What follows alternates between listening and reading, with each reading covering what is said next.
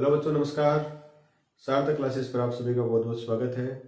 बच्चों, अभी तक हमने ये देखा कि 1 से लेकर 6 सवालों में देखा कि प्रत्यक्ष विधि, कल्पित माध्य और पद विचलन जो विधि हमने सीखी है उसमें कैलकुलेशन में क्या क्या समस्याएं आती हैं, किस विधि में कैलकुलेशन सबसे कम होती है, किस विधि में ज़्यादा कैलकुलेशन होती है। अब बाकी की जो आगे के 3 सवाल हैं उनमें भी हम क्या करेंगे, पद विचलन लगाएंगे, कल्पित माध्य और प्रत्यक्ष विधि। प्रत्यक्ष विधि को हम कम से कम सवालों में हल करते हैं क्योंकि प्रत्यक्ष विधि सीधी सीधी है, एफ गुणांक करते ही प्रत्यक्ष विधि आ जाती है। ठीक है। कल्पित माध्य सवालों में, कल्पित माध्य से जो सवाल है वो ज़्यादा पूछे जाते हैं एग्जाम में। और एक पद विचलन विधि, पद विचलन विधि क्या करती है कि कैलकुलेशन को सबसे इजी बना देती है, जहाँ पे गलती होने के चांस बहुत कम होते हैं। ठीक है। तो अगला जो अपना 7वां सवाल है हम उसको पद विचलन विधि से ही करेंगे। तो चलिए बिना देर किए शुरू करते हैं। 7वें सवाल को हल करते हैं। वायु में सल्फर डाइऑक्साइड की सांद्रता SO2 की सांद्रता को ज्ञात करने के लिए एक नगर के 30 मोहल्लों से आंकड़े एकत्रित किए गए। और सांद्रता जो है वो भाग प्रति मिलियन में है, जिन्हें नीचे प्रयुक्त किया गया है। ये हमें एक सारणी दे रखी है जिसमें SO2 की सांद्रता है वो ppm में है। ppm का मतलब भाग प्रति मिलियन, पार्ट्स पर मिलियन। ये सांद्रता की इकाई होती है। ये बारंबारता दे रखी है। बारंबारता किनकी, मोहल्लों की संख्या, कुल मोहल्ले में 30 दे रखे हैं। ठीक है। सवाल में हल क्या करना है कि वायु में SO2 की सांद्रता का माध्य ज्ञात कीजिए। अब हमें इसमें SO2 की माध्य ज्ञात करना है सांद्रता का। ठीक है। सवाल को हल करेंगे कैसे कि सबसे पहले हम ज्ञात करते हैं मध्यमान, चाहे प्रत्यक्ष विधि से करो, चाहे कल्पित माध्य या पद विचलन। किसी भी सवाल के बारंबारता के सवाल को हल करने के लिए जिसमें हमें वर्ग अंतराल दे रखा हो उसके लिए हमें जरूरत पड़ती है मध्यमान की। तो निकालते हैं मध्यमान। मध्यमान को हम x से लिखते हैं। ठीक है। मध्यमान होता क्या है कि उच्च सीमा प्लस निम्न सीमा बटा 2। इस उच्च सीमा और निम्न सीमा को जोड़कर 2 का भाग दे दें तो ये मध्यमान आ जाएगा। देखो 0.04 और 0 को जोड़े तो 0.04 ही आएगा। उसमें जब 2 का भाग दे तो बनेगा 0.002। उसके बाद 0.08 और 0.04 को जोड़ना है। तो जोड़ेंगे कैसे, देखो जोड़ने का सीधा तरीका है कि 8 4 कितने होते हैं, 12। ठीक है। पॉइंटों में क्या है कि जोड़ भाग की गुणा भाग में दिक्कत आती है, कई बच्चों को दिक्कत आती है। तो जोड़ना कैसे है कि 8 और 4 12। अब देखो दशमलव कितने अंक के बाद है, 1 और 2। तो दाएं से जो इकाई का अंक है वहां से 2 के बाद पॉइंट लगा दो, कितना आ जाएगा। देखो जैसे ये बन जाएगा 8 + 4 12। ठीक है। अब पॉइंट का है 2 अंक के बाद 1 2, कितने के बाद लगा दो 1 2, 0.12 0.12। ठीक है। बट्टा में 2 करना है, बट्टा 2 कर दो। यहाँ पे 0.12 नहीं आएगा, बट्टा में 2 करना है तो कितना आएगा। देखो अब बट्टा 2 कैसे करें कि पॉइंट उठा दो एक बार, जैसे जोड़ा था पॉइंट उठा दिया था वैसे ही भाग देने में पॉइंट उठा दो। तो हम क्या करेंगे, 12 में 2 का भाग देंगे, कितना आएगा 6। पॉइंट कितने के बाद लगाना है, 2 अंक के बाद 1 2, तो 1 और 1 लगा दो, तो आ जाएगा 0.06 0.06। उसके बाद देखो 12 और 8 कितने होते हैं 20, 20 में 2 का भाग दें 10। पॉइंट कितने अंक के बाद लगाना है, 2 के बाद 1 और 2, तो 1 और 2 यहाँ लग जाएगा, कितना आएगा 0 पॉइंट। ये 0 कौन सा आता है, पॉइंट को दर्शाने के लिए 0.10। इस तरह से हम पॉइंटों का जोड़ और भाग कर सकते हैं। ठीक है। देखो यह इसका एक तरीका और भी है कि इनका जो अंतर है ये वाला, उच्च सीमा माइनस निम्न सीमा कितना है 0.04 में से 0 घटाएं तो 0.04 ही आएगा, या 0.08 में से 0.4 घटाएं कितना आएगा 0.04। कैसे घटाने में भी एक काम लेना है कि 8 में से 4 घटा दो, कितना बचेगा 4 बचेगा। कितने अंक के बाद पॉइंट है 1 2, तो 2 के बाद पॉइंट लगाए, जैसे 8 - 4 कितना आएगा 4। आपको पॉइंट कितने अंक के बाद है 1 और 2, तो 1 और 2 के बाद पॉइंट लगा दो। तो इनका जो अंतर है वो कितना है 0.04। ये सब में जोड़ते जाएंगे। ये भी एक तरीका था, इसमें 0.04 जोड़ा 0.06 आ गया, 0.06 में 0.04 जोड़ा 0.10 आ गया। अब इसमें जब 0.04 जोड़ेंगे, जोड़ने में क्या तरीका होता है कि पॉइंट के नीचे पॉइंट रखा जाता है हमेशा। देखो ऐसे 0.10 0.04 कितना आएगा 4 और 1 और ये पॉइंट। ठीक है। या फिर सीधा है ये कितना है 4, ये कितना है 10, पॉइंट हटा दो एक बार, 10 और 4 कितने होते हैं 14। पॉइंट कितने अंक के बाद है 1 और 2, 1 और 2 के बाद पॉइंट लगा दो। तो ये होगा जोड़ने का तरीका। ठीक है। तो बाकी फटाफट इनके मध्यमान लिखते हैं। देखो 0.14 0.18 और 0.22। ठीक है, ये आ गया मध्यमान। अब अगर इस सवाल को प्रत्यक्ष विधि से करना है तो इनको सीधा गुणा करके f गुणा x कर दो, यहाँ पे फिर जोड़ो। अब जब पॉइंटों का गुणा करोगे तो दिक्कत आ सकती है। ठीक है, तरीका वही है, पॉइंट हटा के सीधा गुणा करो प्रत्यक्ष विधि से। कैसे? 4 को 2 से करो 8, 2 अंक के बाद पॉइंट लगाओ। ठीक है, इसी तरह से 9 को 10 से करो 90, 2 अंक के बाद पॉइंट लगाओ। 2 को 14 से करो 28, 2 अंक के बाद पॉइंट लगाओ। 4 को 18 से करो और 2 को 22 से करो। इसी तरह से गुणा करके f गुणा x करके जोड़कर 30 का भाग दे देंगे तो ये आ जाएगा इसका SO2 की सांद्रता जो समांतर माध्य है।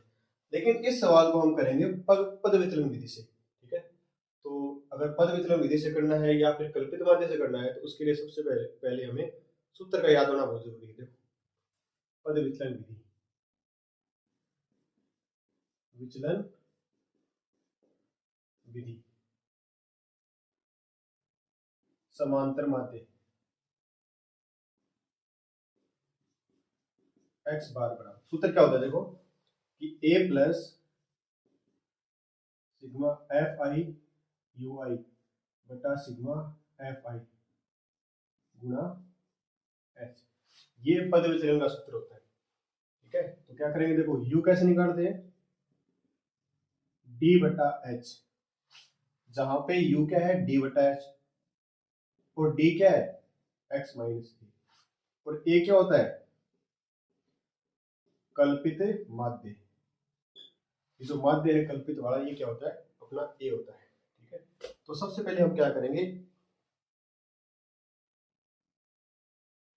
a चेक करेंगे देखो कितना आता है। कि a कैसे निकालते हैं हम, इनको गिनेंगे देखो 1 2 3 4 5 और 6, सम संख्या आ रही है, सम संख्या में क्या करेंगे 2 का भाग देंगे, कितना आ जाएगा 3 आ जाएगा। तो ऊपर से 1 2 तीस रैंक पे जो होगा वो क्या आएगा अपना कल्पित माध्य 0.10। उसके बाद में देखो जो सारणी में जो सूत्र में दे रहेगा उसी के अकॉर्डिंग सारणी बनाएंगे। तो सबसे पहले हमें क्या चाहिए देखो, एफ आई यू आई चाहिए। तो एफ आई यू आई के लिए चाहिए सबसे पहले डी, डी से आएगा यू, यू से आएगा एफ आई यू आई। तो सबसे पहले लिखते हैं D I x I minus, उसके बाद you I d I upon H. ठीक है, फिर आता है एफ आई यू आई। अब देखो होता क्या है कि इसी के अंदर हम सीधा एच कर दें तो यही सीधा यू निकल जाएगा। यू बराबर यहीं पे एक साथ ऐसे भी करते हैं, यू आई बराबर एक्स आई माइनस ए बटा एच, तो यू आई सीधा यहीं निकल जाएगा, लेकिन हम अलग अलग करेंगे।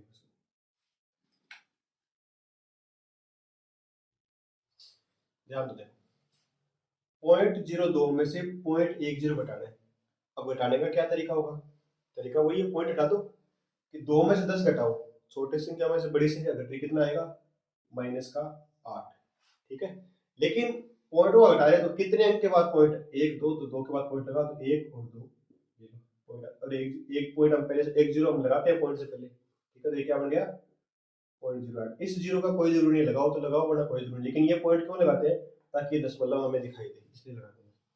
फिर 6 में से 10 घटाएंगे कितना बचेगा 4, देखो 4, कोई माइनस का, क्योंकि छोटी संख्या में से बड़ी संख्या घट रही है। लेकिन यहाँ पे क्या है 2 के बाद पॉइंट है तो 1, तो 2 के बाद पॉइंट लगा दो, इस तरह से घट गया। फिर 0.10 में से 0.10 घटाएंगे, समान संख्या में से समान संख्या घटाएंगे 0। फिर क्या करेंगे 0.14 में से 0.12 घटाएंगे, 10 घटाएंगे, मतलब 14 में से 10 घटाएंगे, कितने बचेंगे 4, वही प्लस के, लेकिन 2 के बाद पॉइंट दे रखा है तो 1 0 लगा दो, और ये प्लस का आएगा क्योंकि बड़ी संख्या में से छोटी संख्या घट रही। यहाँ पे क्या था, छोटी संख्या में से बड़ी संख्या घट रही। देखो x माइनस ए, एक्स माइनस ए, एक्स माइनस, फिर x फिर माइनस ए, यहाँ पे भी x फिर माइनस ए। अब देखो 18 में से 10 घटाएंगे, कितना बचेंगे 8, लेकिन पॉइंट है इसलिए कितना आ जाएगा 0.08। 22 में से 10 घटाएंगे, कितने बचेंगे 12, 2 के बाद पॉइंट लगा दो 0.12। अब क्या करना है ui, ui के लिए सबसे पहले देखो h, h क्या होता है उच्च सीमा माइनस निम्न सीमा, उच्च सीमा माइनस निम्न, सबका समान है। कैसे बताया था, इसमें से ये घटा दो कि 4 में से 0 घटाओ 4 बचेगा, 2 के बाद पॉइंट लगा दो, इकाई के अंक से कितना आएगा 0.04। ठीक है, अब इसका हमें भाग देना है। भाग देने का तरीका भी देखो, इसके अंदर हमें इस h का भाग देना है, तो यहाँ पे जो आएगा वो हमें यहाँ पे लिखना है। देखो -0.08 में 0.04 का भाग देना है। अब ध्यान देना कि पॉइंट जो है वो अंश व हर दोनों में समान संख्या के बाद है, मतलब 2 अंक के बाद पॉइंट है, यहाँ पे भी 2 अंक के बाद पॉइंट। जब समान अंकों के बाद पॉइंट दे रखा हो अंश व हर में, तो पॉइंट को सीधे काट दो। ये कितने हो गए 8/4, कितना आएगा 2, और वो भी माइनस का। कैसे आया वो भी देखो कि जब हम पॉइंट को हटाएंगे, इस पॉइंट को हटाएंगे, पॉइंट को हटाएंगे नीचे कितना आएगा 2 अंक का पॉइंट के बाद इधर कितना आएगा 100।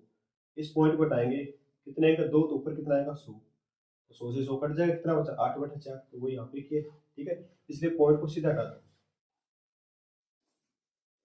अब देखो 0.04 में 0.04 का भाग देंगे, कितना आएगा -1। 0 में 0.4 का भाग देंगे 0, 0.04 में 0.04 का भाग देंगे 1, 0.08 में 0.04 का भाग देंगे 2, और 0.12 में जब हम 0.04 का भाग देंगे कितना आएगा 3।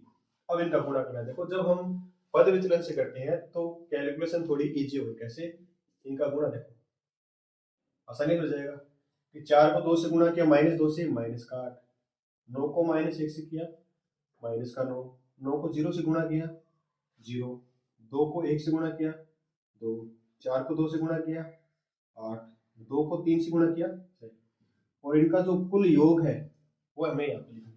देखो इन सबको जब जोड़ेंगे, हम सबको जोड़ना है इनको, ठीक है, तो -8 और +8 कट जाएंगे, क्योंकि जब संख्या को जोड़ेंगे तो विपरीत चिन्ह वाले कट जाएंगे, मतलब 0 हो जाएंगे।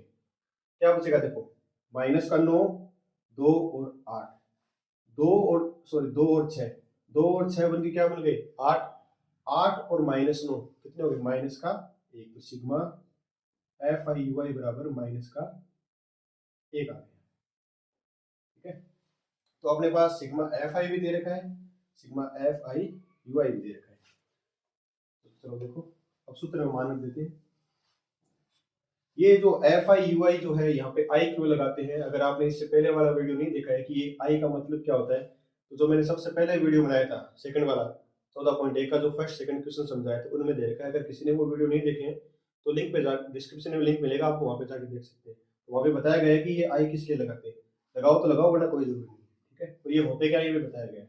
तो x बार देखो, x बार कितना आएगा कि a प्लस ये मतलब 0.10 प्लस सिग्मा FIUI मतलब -1। जब ये संख्या माइनस की हो तो हम क्या करते हैं ब्रैकेट लगाते हैं, बटा सिग्मा FI कितना है 30 गुणा कितने से करेंगे गुणा h से, h देखो कितना है 0.04।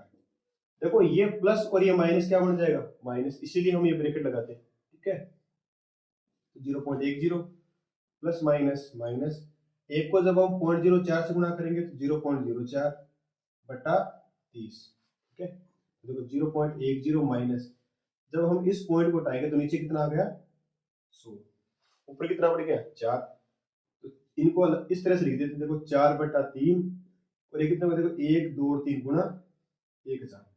इनको अलग क्यों किया, क्योंकि हम पहले 4 में 3 का भाग देंगे, फिर किसी भी संख्या में 10, 100 और 1000 का भाग देना बहुत आसान है। उस हम क्या करेंगे 4 में 3 का भाग देने पर जो आएगा उसमें जहां पे दशमलव होगा उनको 3 पद हम 3 अंक इधर राइट की तरफ खिसका देंगे। कहां से, इस दाएं भाग से लेफ्ट की तरफ खिसका देंगे, राइट की तरफ नहीं सॉरी, इधर से इकाई के अंक की तरफ से दाएं की ओर खिसका देंगे दशमलव को। तो देखो 4 में 3 का भाग देते हैं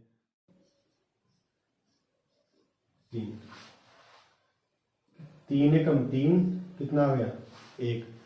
अब भाग जाएगा नहीं, दशमलव लग गया 10, 3 3 9 फिर 1, इसका मतलब ये चलता जाएगा, 1 के बाद 3 3 3 3 चलता जाएगा। तो अपना आंसर क्या है देखो क्या आएगा कि 0.10 माइनस 1.333 बटा 1000। अब दशमलव के बाद जो 3 3 3 आ रहा है उसका ज्यादा महत्व नहीं है, लगाओ तो लगाओ वरना कोई जरूरी नहीं है। ठीक है, लेकिन ये 3 0 होने के कारण ये दशमलव जो है वो 3 अंक इधर की ओर आ जाएगा। ठीक है, तो एक तो यहाँ दे रखा है तो कितना आएगा देखो 0.10 माइनस 1 2 और 3 मतलब 0.001 और आगे 3 लगाओ तो 3 भी लगा सकते हैं ये। ठीक है, ये आ गया। अब हमें क्या करना है, इनको घटा के लिखना है, जो अपना क्या आ जाएगा, समांतर मान दिया जाएगा। देखो कि 0.10 में से 0.0013 घटाना है, ठीक है। दशमलव के बाद 3 अंक भी ले सकते हैं और 4 भी ले सकते हैं, क्योंकि आगे सब 3 3 3 3 चलेगा।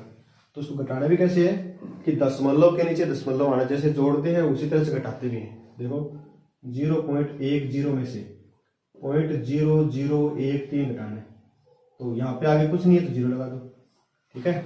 आगे देखो कि ये हासिल इसको देगा, फिर ये इसको देगा, फिर ये इसको देगा, तो 10 में से 3 गए 7। उसके बाद यहाँ कितने बचे 9 में से 1 जाएगा, कितना आया 8। फिर यहाँ कितना बचा 9 में से 0 गया 9, यहाँ पे कितना बचा 0 में से 0 गया 0.0, तो ये बच गया देखो 0.0987, ठीक है।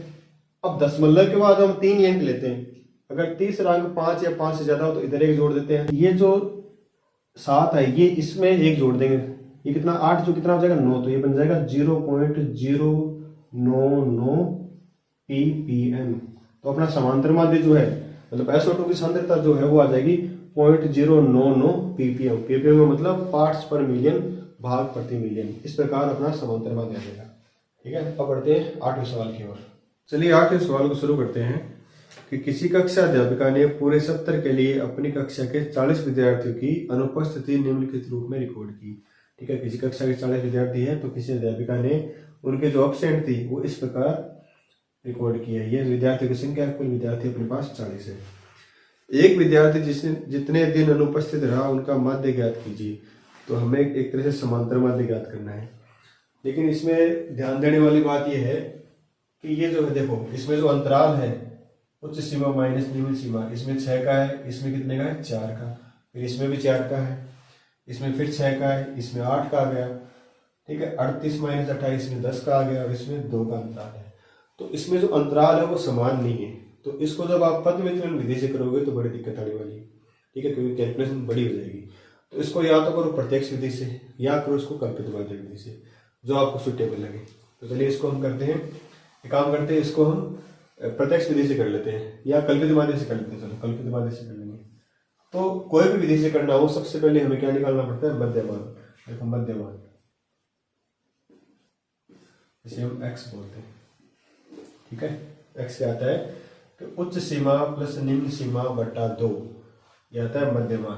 तो 6 प्लस 0 कितना है 6 बटा 2 3, 10 प्लस 6 16 बटा 2 करेंगे 8, 14 प्लस 10 24 हो गया, 24 में जब 2 का भाग देंगे तो आएगा 12, 20 प्लस 14 34 हो गए, 34 में 2 का भाग देंगे तो 17 आ गया, 28 प्लस 20 ये 48 हो गए, 48 में जब 2 का भाग देंगे तो 24 आ गया।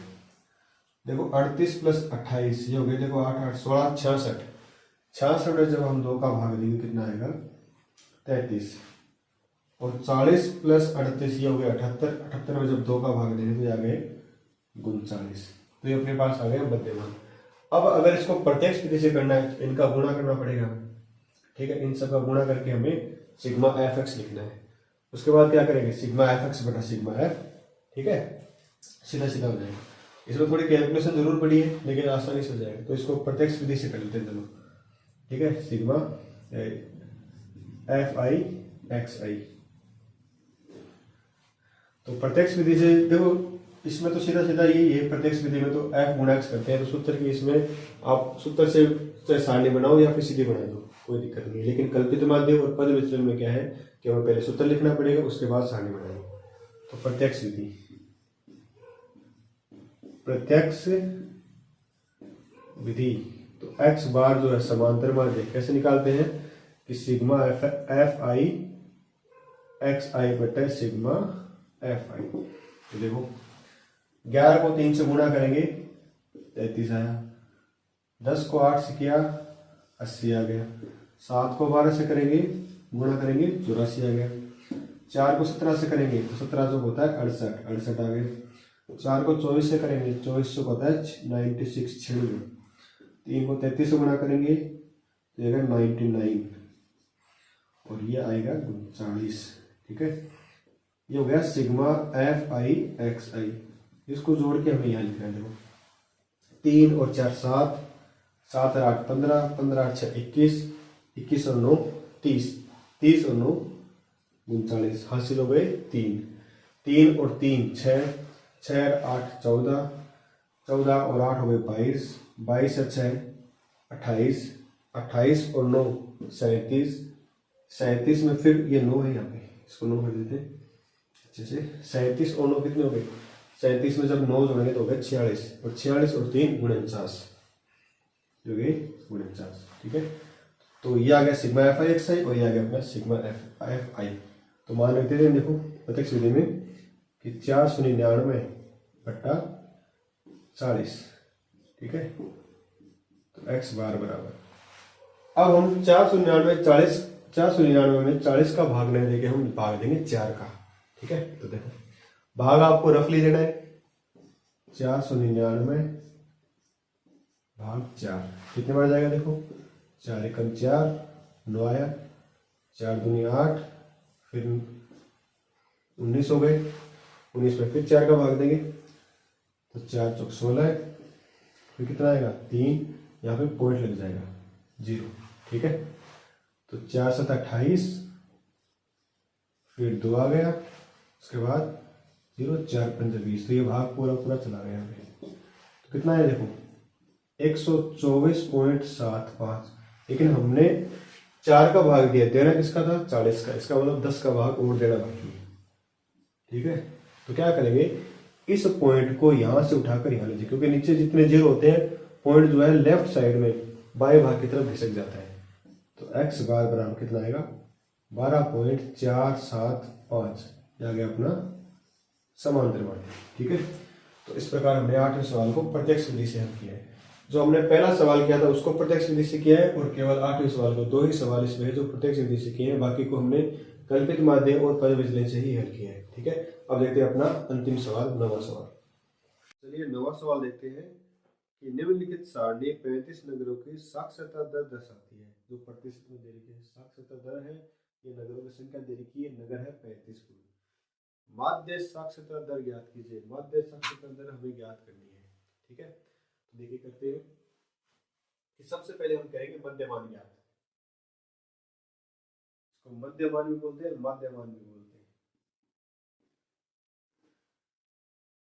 कैसे ज्ञात करते हैं कि उच्च सीमा प्लस निम्न सीमा बट्टा 2, 55 प्लस 45। ठीक है, तो 55 और 45 कितने हो गए? 100 हो गए। 100 में जब 2 का भाग देंगे कितना आया? 50। उच्च सीमा प्लस निम्न सीमा बट्टा 2 क्या होता है? मध्यमान होता है। ठीक है, ये लिख लेना अलग से, मध्यमान बराबर उच्च सीमा प्लस निम्न सीमा बट्टा 2। ठीक है, ये आप नोट कर लेना। फिर 65 प्लस 55 कितने होते हैं? 120। 120 में जब 2 का भाग कितना आया? 60। देखो ध्यान से कि इनमें जो अंतर है वो समान है। इससे जो पहले वाला सवाल था उसमें अंतर जो है वो समान नहीं था। ठीक है, अंतर जब समान है तो इसमें जोड़ देता हूँ, जोड़ेंगे इसमें 50 में 10 जोड़ा 60, इसमें 10 जोड़ेंगे तो 70, फिर 80 और ये 90। ठीक है, 85 से 95। अब हमें क्या करना है, अगर हम इसको कल्पित माध्य से करते हैं या पद विचलन से करते हैं तो हमें क्या करना पड़ेगा? सबसे पहले एक कल्पित माध्य मानना पड़ेगा। तो देखो गिनो इनको, 1 2 3 4 5, कितने हो गए? 5 हो गए। 5 है विषम संख्या, तो हम क्या करेंगे उसमें 1 जोड़ देंगे। 1 जोड़ते बनेगी सम संख्या, तो 5 प्लस 1 6 हो गया। 6 में जब 2 का भाग देंगे तो आएगा 3। तो ऊपर से तीसरे नंबर पे जो होगा वो अपना कल्पित माध्य आ जाएगा। तो 1 2 और 3, ये आ गया कल्पित माध्य। ठीक है, देखो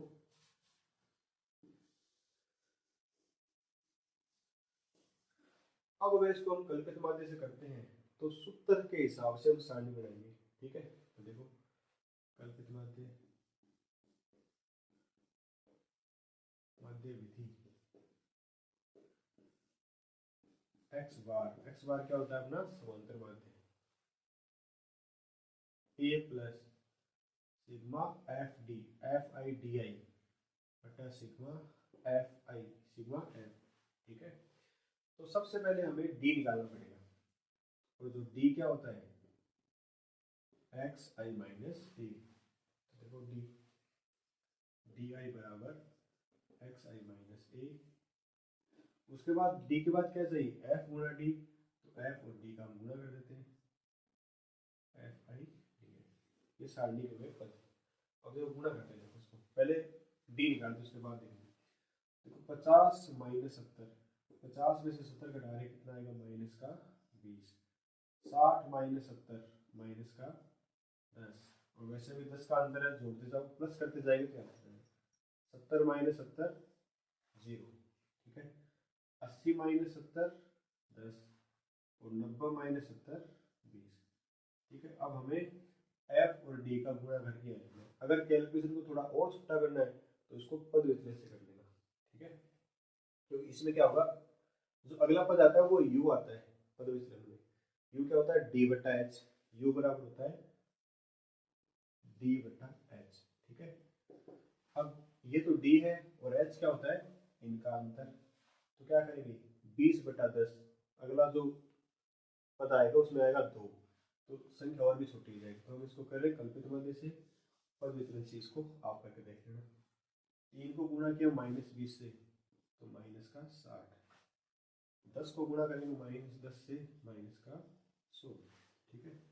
11 को गुणा करेंगे 0 से, तो आ गया 0। 8 को गुणा करेंगे 10 से 80, और 3 को गुणा करेंगे 20 से 60, ठीक है। अगर इसको प्रत्यक्ष विधि से करते तो हमें इनको गुणा करना पड़ता, संख्या थोड़ी सी बड़ी थी। कल्पित माध्यम में संख्या थोड़ी और छोटी होगी, पद विचलन में संख्या थोड़ी और छोटी हो जाएगी गुणा करने के लिए, ठीक है। अब देखो, अब इनको हमें जोड़ना है, तो देखो 60 से 60 कट गया, क्योंकि एक साथ जोड़ेंगे। फिर माइनस का 100 और प्लस का 80, अगर जोड़ेंगे तो जोड़ेंगे नहीं, वो घटेंगे, ठीक है। हमें तो बीच में प्लस का साइन लगाना है, लेकिन विपरीत चिन्ह होने के कारण वो घट जाएंगे। तो बचे कितने, माइनस के 20, sigma f i d I minus के 20, ठीक है। तो यह बता देना ए जो है, ए बराबर आएगा 70। अब हम सूत्र में मान देते हैं कि एक्स बार बराबर ए प्लस, देखो 70 प्लस, जब ये संख्या माइनस में हो तो मैंने बताया भी था कि क्या लगाना है, ब्रैकेट लगाना है, बटा 35, ठीक है। अब देखो 70 प्लस माइनस माइनस 20 बटा 35। अब इसको काट देते हैं 5 से, 5 चौका 20, 5 7 35, 70 माइनस 4 बटे 7, 70 माइनस, अब हमें क्या करना है, 4 में भाग देना है 7 का, तो 4 में तो जाएगा नहीं, तो 0 लगा देंगे, ठीक है। ये हो गए 40, 40 में हमें भाग देना है 7 का, जो भी आंसर आएगा उसको हम 70 में से घटा देंगे। तो देखो 40 में जब 7 का भाग देते हैं तो कितना आएगा, भाग देंगे देख लेते हैं, देखो 40 भाग 7, और ये जो भाग दोगे आप, ये आपको देना है रफली। देखो भाग हम सीधे भी दे सकते हैं बिना इसको लिखे हुए, लेकिन एग्जाम में क्या होता है, सीधा करेंगे तो हड़बड़ाहट में क्या होता है, गलती होने के चांस ज़्यादा रहते हैं, क्योंकि हमें ये लगा रहता है फटाफट किया अगला क्वेश्चन पे आते हैं। तो आपको अच्छे से रफली करके देख लेना है, ठीक है, जल्दबाजी नहीं करनी है। तो कितना आएगा, 7 5 35, फिर 5, ठीक है, पॉइंट तो यही लगाया था, ठीक है। फिर 50, 7 को 7 से किया गुणा 50, उसके बाद 1, फिर 10, 7 एकम 7, पॉइंट के बाद 3 संख्या या 2 संख्या होते हैं, ठीक है। तो 5 7 1, अब देखो इसको 70 में से घटाना है, ठीक है। तो 70 के साथ तो इसमें घटाओगे तो इसमें तो कहीं पॉइंट है ही नहीं, तो घटाने का तरीका भी आपको बताना चाहिए कि हमेशा पॉइंट के नीचे पॉइंट आता है। अब 70 में पॉइंट है ही नहीं, तो क्या करो, पॉइंट लगाओ और आगे 0 लगाओ, इतने 0 लगाओ जितने पॉइंट के बाद आपने अंक लिए उतने 0 लगाओ, पॉइंट 5 7 1। देखो 10 में से 1 है, 10 कैसे हुआ, तो भाई ये इससे हासिल लेगा, फिर ये इससे, फिर ये इससे, फिर इससे, ठीक है। तो 10 में से 1 गया, यहाँ पे कितने बचे, फिर 10 हो गए थे, 10 में इसको 1 दिया, यहाँ पे बच गए 9, 9 में से 7 गए 2, ठीक है। फिर 9 में से 5 गए 4, यहाँ पे कितना बचा 9, और यहाँ पे 6, तो आ गया 69.429, मतलब 69.429। तो अपने जो 90 सवाल का जो समांतर माध्य है कितना आ गया 69.429। तो इस प्रकार ये 9वां सवाल हुआ, आप इसको अच्छे से देख लो। ठीक है, तो इस प्रकार हमने क्या किया है कि 14.1 के सारे सवालों को हल कर लिया, जिसमें हमने प्रत्यक्ष विधि, कल्पित माध्य और पद विचलन से सभी सवालों को हल कर लिया है। अब जल्द ही हम 14.2 के सवालों को हल करेंगे अगली जो क्लास आएगी उसमें, जिसमें हम पढ़ेंगे माध्यक और बहुलक। ठीक है, ये समांतर माध्य की 3 विधियां थी, तीनों विधि को हमने 14.1 में कवर कर लिया है। अब अगली जो विधि आएगी वो आएगी माध्यक ज्ञात करने की। ठीक है, जिसे मीडियन बोलते हैं। तो आपका वीडियो देखने के लिए बहुत बहुत धन्यवाद।